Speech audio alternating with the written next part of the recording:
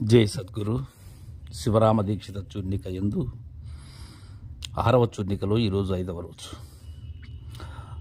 బ్రహ్మోపనిషత్తునందు ఇలా చెప్పబడి ఉన్నది.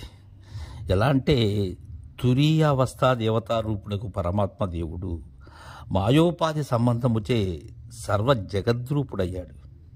వాస్తవముగా ఆ పరమాత్మ దేవుడు కార్యకారణ భావరహితుడై మనోవాక్కులకు అవిషయుడై ఆనందరూపుడుగా ఉన్నాడు.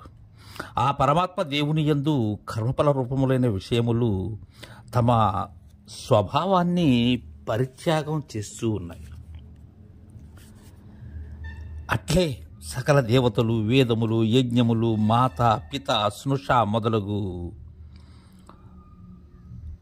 మమాధ్యానమునకు విషయములను బ్రాహ్మణత్వ, క్షత్రియత్వాది అహమత్వాధ్యానమునకు విషయములను బ్రహ్మచర్యాది 4 ఆశ్రమములు ఉత్తమ, మధ్యమ, కనిష్ట కర్మకర్తలను సుఖదుఖ ప్రాప్తి చేయదగిన నానా సాధనములను ఇహలోక పరలోక సంబంధ సుఖదుఖ రూప ఫలములను ఈ మొదలగు సంసారం ఎంతగలదో ఆ సకల సంసారమును పరమాత్మ దేవుని యందు వాస్తవముగా లేదు.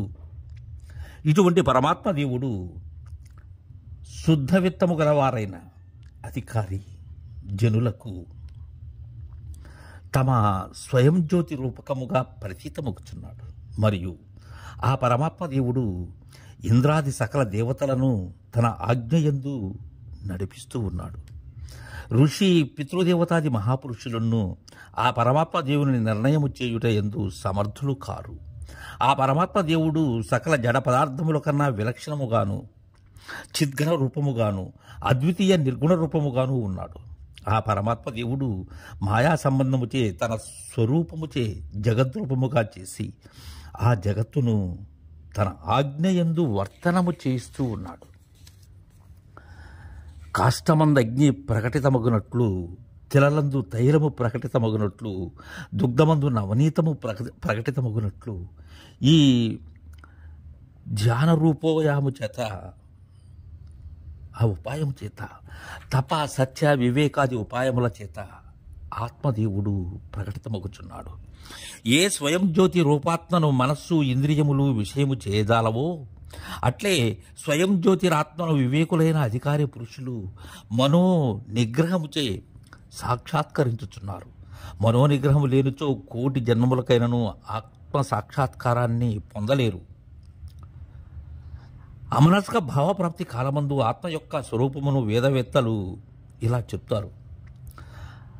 ఆ కాలమందు ఈ ఆత్మజీవునకు బ్రహ్మం ఒకటియే బోధ అవుతుంది.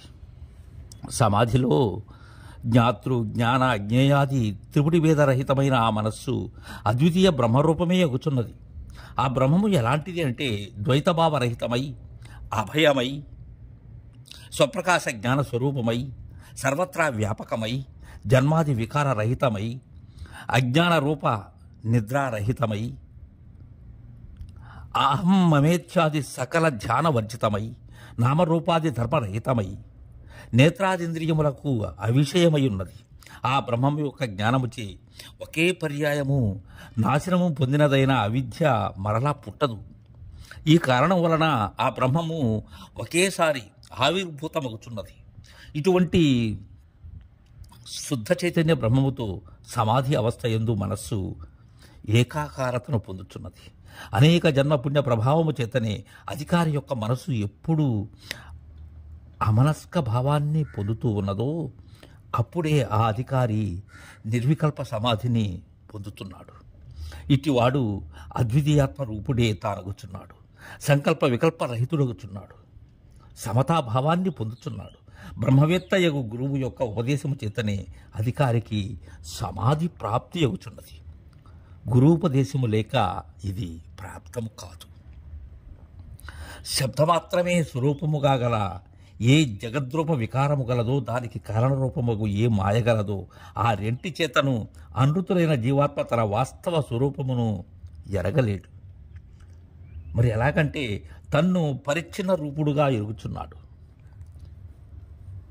ఎలా జలమందు స్థితమైన మహాఘటము అల్పరూపముగా ప్రతీతమగుతున్నదో అట్లే మాయా జగత్తుచే ఆవృతమైన ఈ మహాత్మయు పరిచ్ఛిన్నముగా ప్రతీతమగుచున్నది.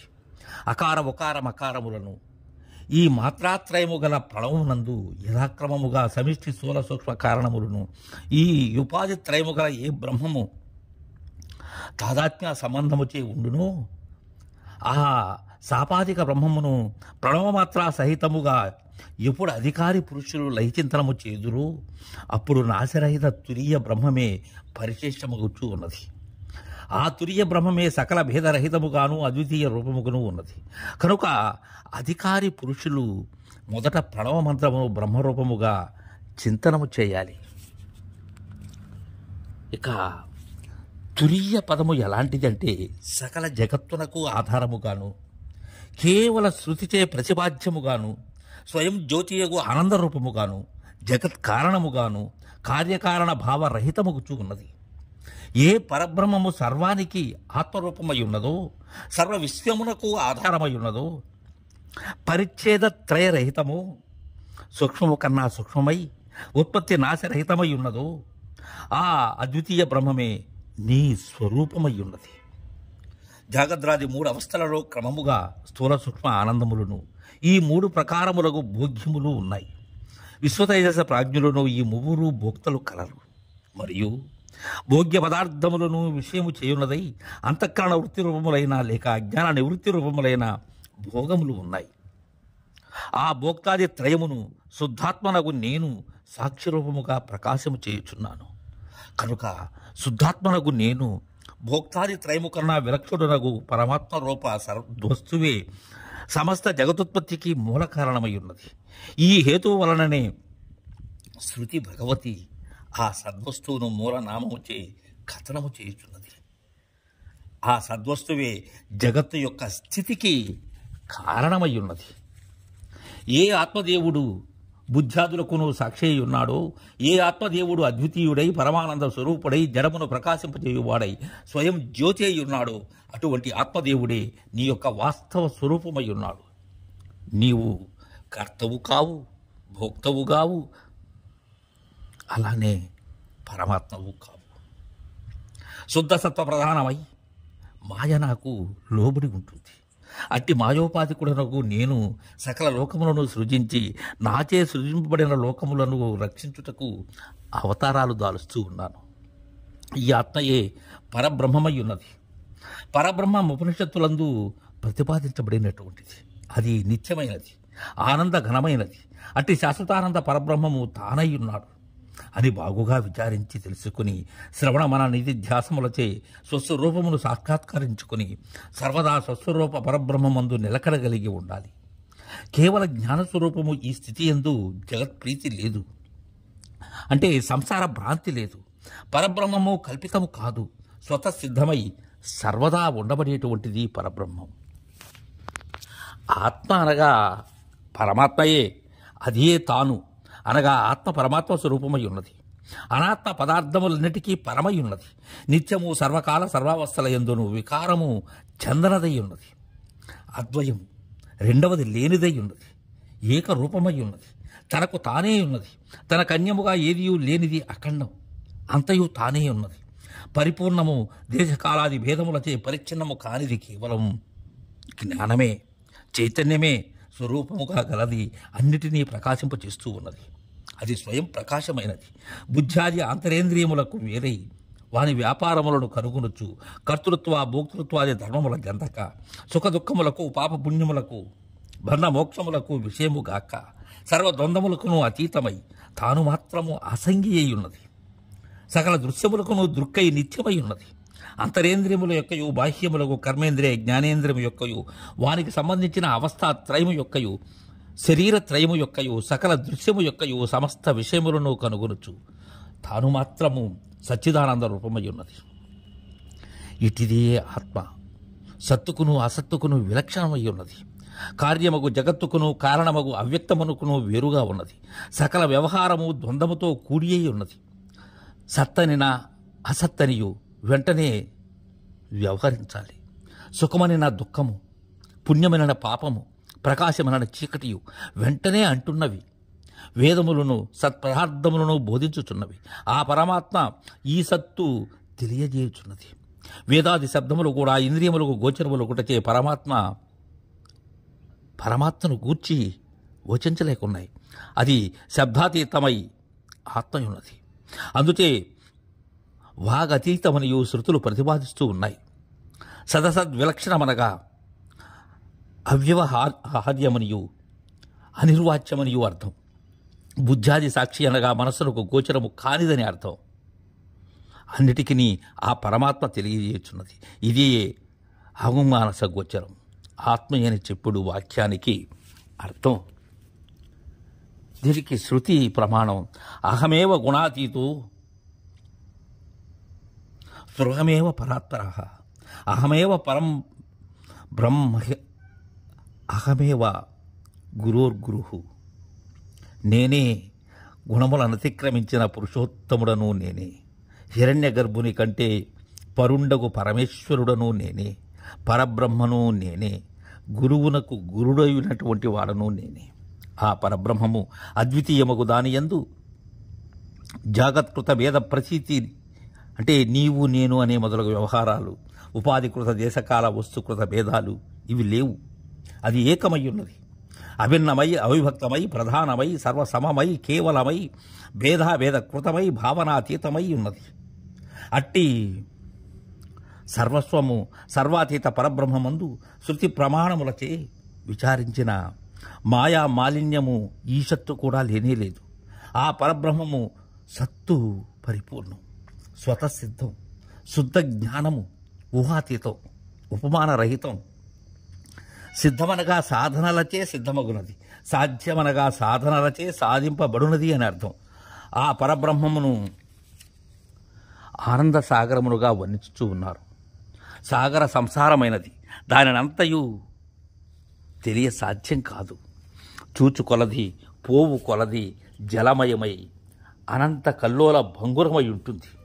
అచ్చటచ్చటా తెల్లదీవులు.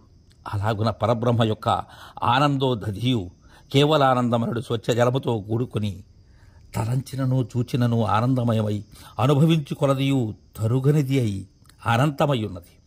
పరబ్రహ్మ సుఖమిట్టిదనియు ఇంత అనియు నిర్ణయింప శక్యము కాకుండా ఉన్నది. ఆ పరబ్రహ్మము శబ్దాతీతమొకటచే, మననాతీతమొకటచే, వాగతీతమై మనోతీతమై ఉన్నది. ఈ పరబ్రహ్మార్జనమందు కేవలామృతమయ మాధుర్య జ్ఞాన వీచికలు పుంఖానుపుంఖములుగా ఉన్నది. ఉపనిషద్ విహారములను గొప్ప గొప్ప జీవులు అతీంద్రియ జ్ఞానులకు బ్రహ్మజ్ఞానుల విహార యోగ్యములై ఉన్నవి. సముద్రములో మునింగిన వారు మరణించుచున్నారు, తిరుగా పుట్టుచున్నారు.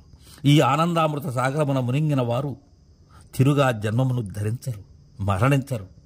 అమృతమయుడై ఆనంద శయ్యపై ఆనందమయులై విహరించుచున్నారు. ఆనందామృతముచే పానము చేయుచు అట్టి అఖండామృత జీవనమునే గడుపుచున్నారు. కాబట్టి ఈ పరబ్రహ్మనందు అమృతాబ్ది అపారముగా ఉన్నది. సముద్రములో వడగండ్లు పడి ఎచ్చోటనో లీనమగుచున్నవి. వాటి స్వరూపమే తెలియబడదు. ఆ తీరున ఆ చపల చిత్తము కూడా నిశ్చలమై సూక్ష్మాతి సూక్ష్మమై ఆ ఆనంద విజ్ఞాన రత్నాకరమున చేరి లీనమైనది. కావున చిత్తము యొక్క స్వరూపము కూడా తెలియకున్నది. వడగండ్లనున్నవి జలమయము కాన జలమంతయు సముద్రము నుండి వచ్చి అందులోనే లయిస్తూ ఉన్నది. అలాగున మనసు కూడా ఆనందమయం, మనసు కూడా పరబ్రహ్మం నుండి వచ్చినది. తిరుగా ఆ పరబ్రహ్మములోనే చేరుకున్నది. ఇక దృశ్యం లేదు, అంతయు అమృతమయం, విజ్ఞానమయం, ఆనందమయం. ఇందుచేతనే మనో బ్రహ్మేత్యుపాసిత అను శృతియు వచించి ఉన్నది. నదులన్నీ తన గతిని ఆపక సముద్రాభిముఖములై ప్రవహిస్తూ ఉంటాయి. అందులో చేరి సముద్రం రూపములు అవుతూ ఉన్నాయి. నదుల సముద్రము యొక్క అంతమును తెలియటలేదు, స్వరూపమును తెలియటలేదు. ఆ స్వరూపమును మాత్రము ధరిస్తున్నాయి. ఆ న్యాయమును అనుసరించి జీవులు కూడా మనస్సునడు ప్రవాహ రూపమున పరబ్రహ్మానంద సాగరమున కవిముఖులైపోవచ్చు, అందులో కలియుచున్నారు. జీవచిత్తము ఆ పరబ్రహ్మను తెలియజాలవు. జీవులు చిత్తములు మాత్రము పరబ్రహ్మ రూపులగుచున్నారు, అగుచున్నవి. చిత్తము భావించి భావాతీత పరబ్రహ్మలో లయించినప్పుడు జీవుడు కూడా పరబ్రహ్మమగుచున్నాడు. నదులు సముద్రము కన్నా వేరుగానటులా ఏదియో బ్రహ్మము కన్నా వేరు కాదు. ఇది యథార్థం. కాబట్టి శిష్యుడు నా మనస్సు పరబ్రహ్మ స్వరూపమునందు లయించినదని తెలియపరుచుకునుచున్నాడు. నా మనస్సు సముద్రమునందు వడగండ్ల వలె అనంతమయమైన పరబ్రహ్మమందు ఏదో ఒక కొంచెముకు దాని యొక్క లేశమందు చెప్పవీలు లేని అంశమును పూర్తిగా లీనమైనది. మనస్సు అనగా సంకల్పం. తరువాయి రేపు ముచ్చరించుకుందాం. జయ గురుదేవా.